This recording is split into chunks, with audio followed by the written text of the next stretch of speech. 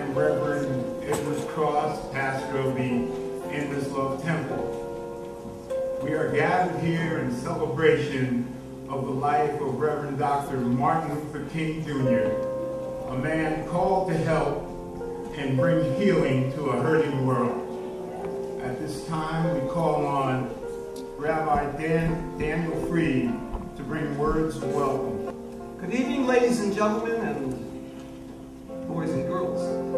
My name is Rabbi Daniel Freed, and on behalf of the Hudson Interfaith Council, it's with great pleasure that I welcome you to the annual Reverend Dr. Martin Luther King Jr. service.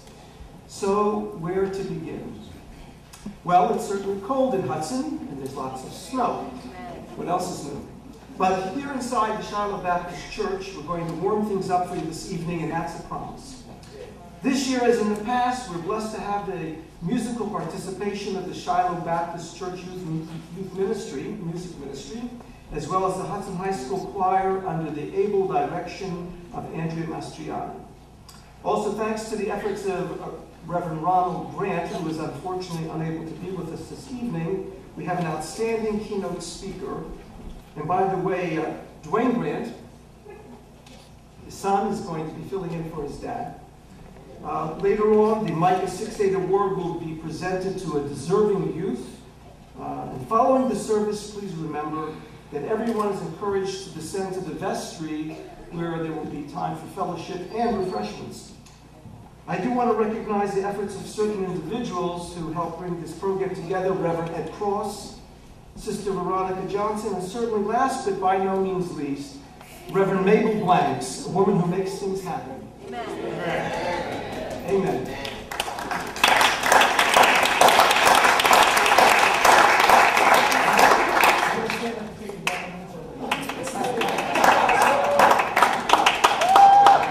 I hope that you not only enjoy this evening's presentation and that you carry its message back to your homes in your heart, but most importantly, may it be reflected in your actions. Man, that sounded good, Rabbi. Oh, yes. God is truly a good God. Our greetings tonight will be coming from two men I respect and admire very, very much. The Mayor, Richard Scalara, Mayor of the City of Hudson, and the Honorable Roy Brown, Chairman of the County Board of Supervisors. Mayor Scalara.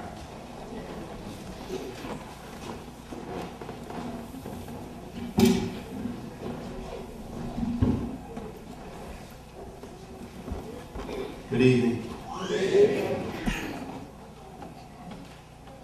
Assemblyman Molinaro pointed out it must be a special occasion I have a tie on. We're all excited over just the thought of hearing his words. Obviously, he's a very dynamic speaker and very passionate about what he says. And I remember 20 years ago I was the same way. Wait till he's 60. It's always a pleasure to visit Shiloh and to remember and celebrate the life of Dr. Martin Luther King. This will, in fact, be the last time that I have the opportunity to speak to you at this celebration as your mayor. For those that haven't heard yet, I won't be seeking re-election in this fall. However, it's been a privilege and an honor to serve you as your mayor now into my 14th year, and hope that I've always supported you by working hard on the issues you care most about.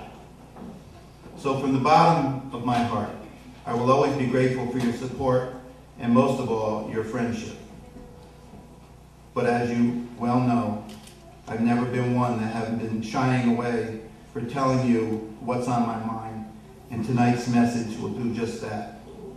So I want to take this last opportunity to talk about an issue that I think we all care very much about: environmental justice.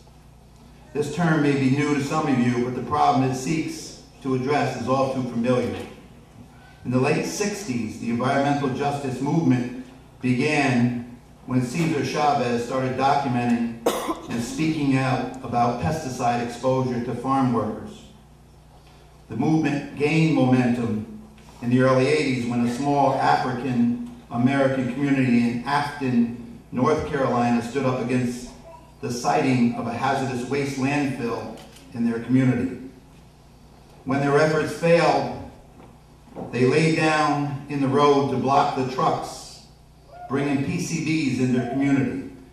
Their actions attracted the attention of the nation's civil rights leaders, who joined with the people of Afton to protest what came known as environmental racism.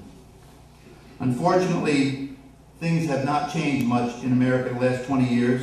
In 2007, just 3 short years ago, the United Church of Christ updated its study and found that not only were they right the first time, but that not much has been done to fix the problem. And maybe we shouldn't be surprised.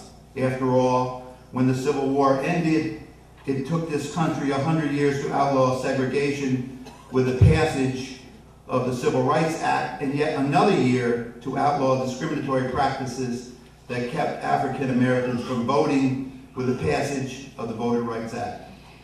So maybe we shouldn't be surprised that environmental racism still exists. But we should and we must be outraged. So where am I going with all this? This news is not much better here in Hudson for minority communities.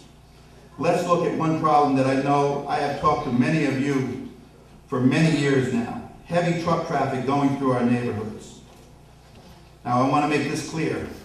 I do not recommend lying down in the road in front of gravel trucks at any time. But I do recommend, I do in fact beg you to join me in working to get these heavy diesel trucks out of your neighborhoods and onto the road through the South Bay, known as the Causeway, where it belongs. This is a common sense approach to get our trucks off the city streets.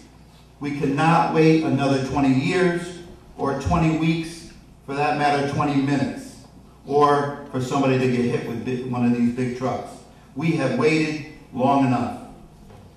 I am determined to make sure our local waterfront revitalization plan is passed before I leave office, because it will indeed reroute heavy truck out of our communities. But I need your help. The Common Council needs your help when it meets to vote on the passage of the waterfront plan.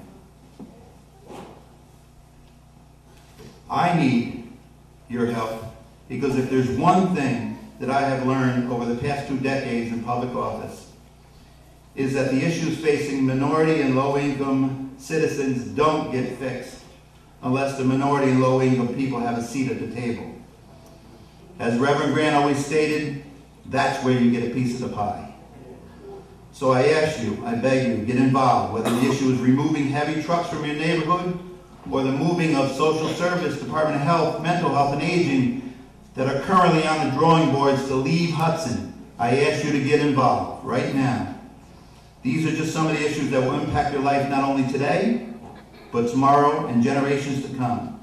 So get involved, stay informed, consider volunteering, running for office, and by all means, register to vote.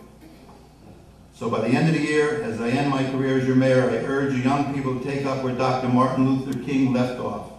Stand up for what you believe in, and most of all, not only should you demand change, expect change. Thank you.